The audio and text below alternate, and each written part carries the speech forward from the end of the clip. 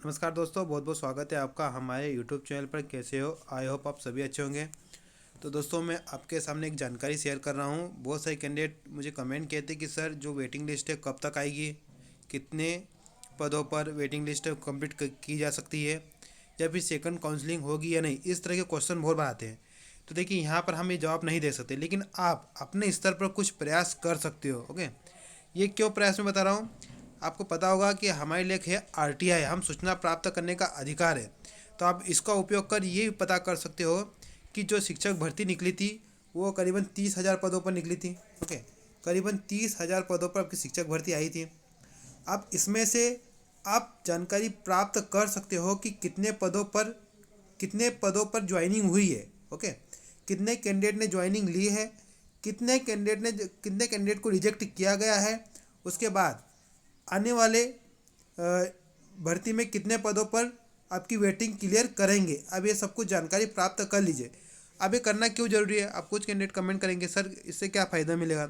इससे फ़ायदा ये मिलेगा कि आने वाले टाइम में जब अब आपकी वेटिंग लिस्ट क्लियर होगी, तो आपको एक फ़ायदा रहेगा कि कितनी वेटिंग क्लियर हो रही है। ओके, आपकी जानकारी में रहेगी जानकारी, क्योंकि आपको पता चल जाएगा कि इतने पद अभी भी रिक्त है और वेटिंग इन्होंने इतने पदों पर ही की है। तो आप अपनी बात फिर दोबारा विभाग में रख सकते हो विथ प्रूफ। ओके, इसलिए आपके पास प्रूफ होना चाहिए। आप बता सकते हो कि देखिए, इतने पदों पर आप कैंडिडेट को आपने रिजेक्ट किया, इतने पदों पर इतने कैंडिडेट जिन्होंने ज्वाइनिंग नहीं ली है। क्योंकि कुछ कैंडिडेट आपके जनजाति विभाग में चले गए थे, कुछ कैंडिडेट अपने डीपीआई में ही थे। तो इस तरह से बहुत ही सप्लिंग हुई है इधर से उधर। तो ये जानकारी भी आप प्राप्त कर सकते हो। आप ये आपके मन में और जो भी जानकारी है आप वो भी प्राप्त कर सकते हो, लेकिन ये जानकारी निकालिए, आपके फायदे के लिए रहेगी in future. Okay, second counselling वाले कैंडिडेट, उनके लिए बहुत ही इंपॉर्टेंट है ये जानकारी, उनको निकालना ही चाहिए। आप देखिए, आप किसी विभाग में कोई भी आरटीआई लगाने का सिंपल सा तरीका है। ऑफलाइन आरटीआई लगा दीजिए। अभी ऑनलाइन पोर्टल थोड़ा काम नहीं कर रहा है, तो आप ऑफलाइन लगा लीजिए। आप ब्लैंक पेज पर ऐसा लिख लीजिए, कोई ज़रूरत नहीं प्रिंटेड हो। सिर्फ लिखिए यहाँ पर कि सेवा में लोक सूचना अधिकारी, और लिखना विभाग का नाम। यहाँ पर विभाग का नाम आप जिस विभाग में लगा रहे हो, जैसे अगर मैं डीपीआई की बात करूँ तो लोक शिक्षण संचालनालय भोपाल। फिर आपका नाम, पूरा पता और मांगी गई सूचना है लिख दीजिए।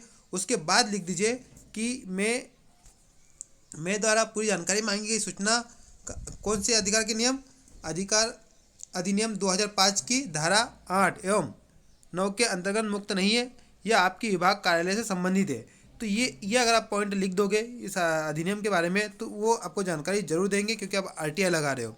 आप सिंपल भी लिख सकते हो कि आप मुझे जानकारी देने की कृपा करें। ओके, और अगर आप ये डिटेल में लिखना चाहते हो तो डिटेल में भी लिख सकते हो। उसके बाद आपको 10 रुपये का पे करना पड़ेगा। अगर आप गरीबी रेखा से नीचे है तो आपको कोई चार्ज नहीं है, लेकिन अगर आप गरीबी रेखा के नीचे नहीं है तो आपको 10 रुपये का पे करना पड़ेगा।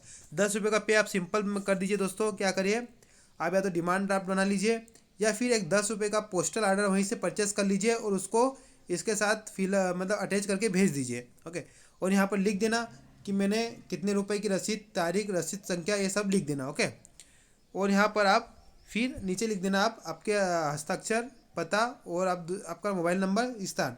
इसको दोस्तों आपको एक भेजना है लिफाफे में, इन्वेलप ले लेना, उसमें डाल देना। और जो भी आप डॉक्यूमेंट भेज रहे हो, जैसे कि बैंक का ड्राफ्ट हो, सॉरी पोस्टल ऑर्डर हो, जो भी हो, वो इसके साथ आप भेज सकते हो। साथ ही साथ आप इसकी एक फ़ोटोकॉपी अपने पास इन फ्यूचर रेफरेंस के लिए जरूर रखिए। इस तरह से आप अपनी एक जानकारी वहाँ पर विभाग से निकाल सकते हो। आने वाले टाइम में ये आपको पता चल जाएगा कि 30,000 भर्ती के निकली हुई थी, उसमें से कितने कैंडिडेट को ज्वाइनिंग मिल चुकी है, कितने कैंडिडेट को रिजेक्ट किया गया है। दूसरी बात, कितने कैंडिडेट ने जो ज्वाइनिंग लेने के बाद बहुत सारे कैंडिडेट ने रिजाइन कर दिया था। तो ये जानकारी आपको मिल जाएगी। तो इससे आपको एक बहुत बड़ा आइडिया मिल जाएगा कि कितने पदों पर वेटिंग क्लियर होने वाली है, सेकंड काउंसलिंग को लेकर क्या सिचुएशन बन रही है, वो सब कुछ आपको पता चल जाएगा। ओके, तो ठीक है दोस्तों, मिलते हैं नेक्स्ट वीडियो में। तब तक के लिए जय हिंद, जय भारत।